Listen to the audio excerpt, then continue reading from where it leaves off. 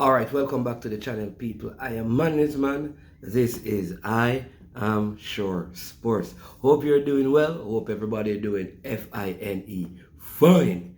All right, blessings to you on this wonderful day. As usual, it is a day the Lord has made, so let us rejoice and be glad in it.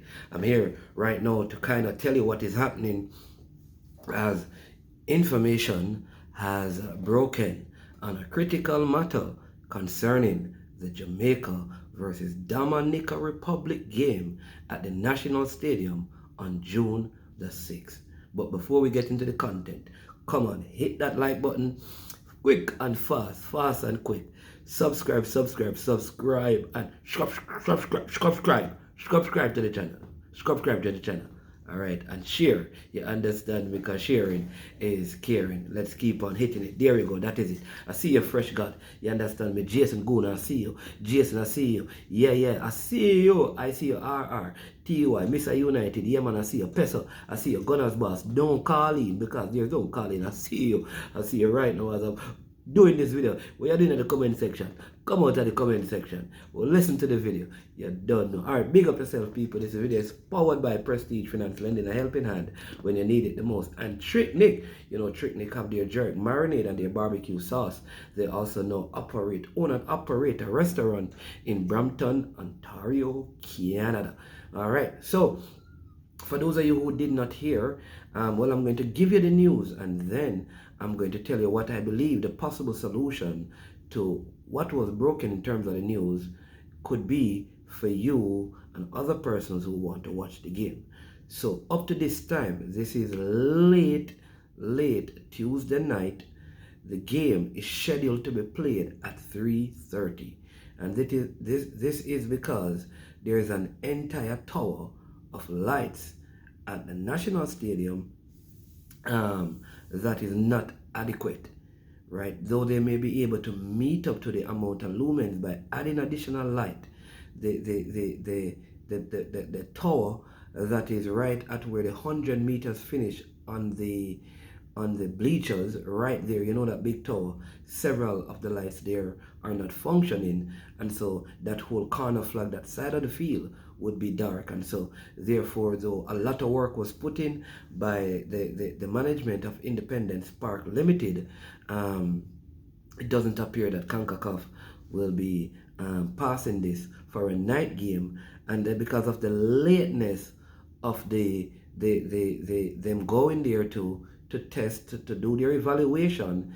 it kind of conflicted, which is very important, with the broadcasting, because broadcaster would need to know and have the time set out at least 72 hours before the game, so that they can get ads for the broadcast. And so a decision was taken to play it at an earlier time. Now the dilemma is that many persons would have already purchased ticket. Boy. All right, purchase ticket in anticipation of a late game. So how does it work? Those school children who have tickets and they leave school at 3 for a 3:30 game. Those people who are employed and work finishes at 5.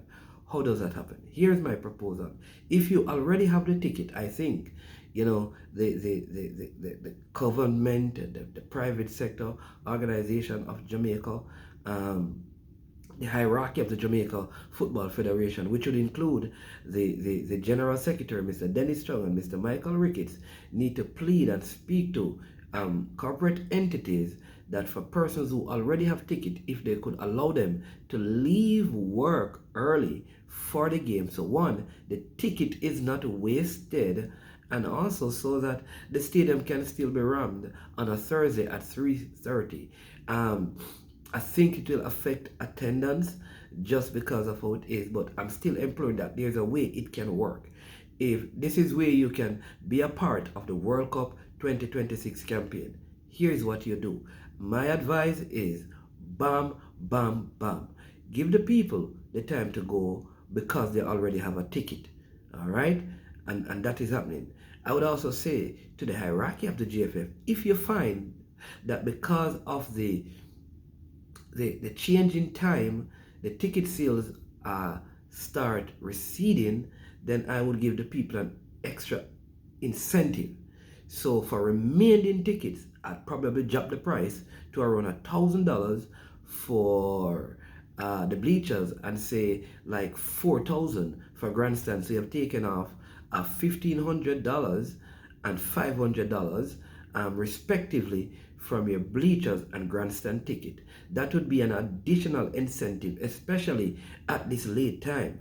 And I think it would be a good marketing strategy. I really, really believe that, because I just foresee many people probably struggling on a Thursday in Kingston when it looks like the right to make it to the game. Listen, this is going to be a good game.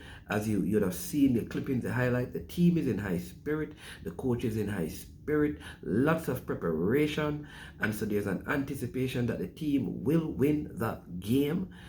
Right, and the fans want to come out because the fans have been buzzing, but unfortunately the situation has come up and we need to find a way to maneuver around it. So my proposal is, like, corporate entities or even school can say, listen, we will allow you to leave early if you already are a ticket holder, and you would show them your ticket and then you could get to leave. Now, you have to be careful, because Jamaicans are very smart, and what they will do, they'll get a ticket from their friend that already shown at one company to show at your company, and then here's what happened.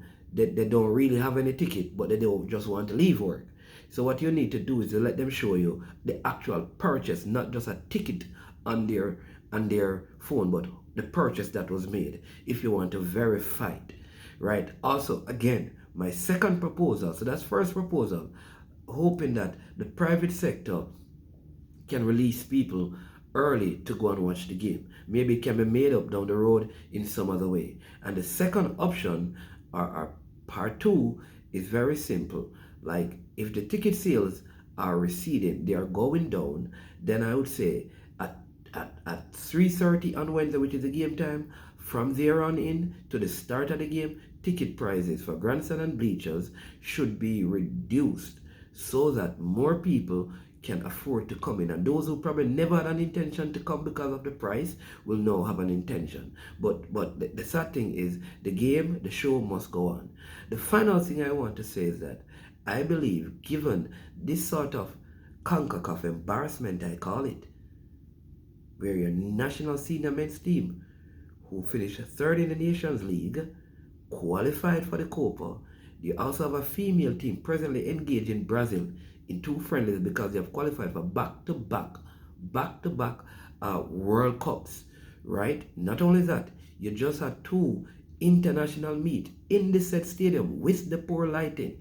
Here's what, you had the Racers Grand Prix and the Jamaica Invitational. We cannot continue to host these events with a stadium looking this way. It is full time. The government and corporate Jamaica come together along with all the sporting bodies and group and make a decision as to the upkeep, the repair, the refurbishing of the national stadium.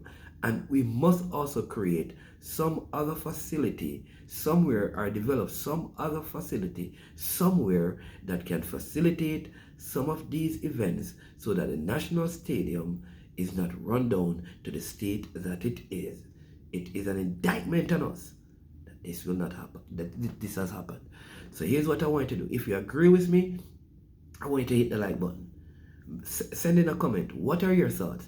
Do you have, so if I read the comments, you have a way of how this can work? I will do a video with some of the comments and the suggestion tomorrow, so this thing can be ventilated in the public space. I am management. This has been I Am Sure Sports. And as usual, when it comes to the end of our programs, we say we are over, and we are OUT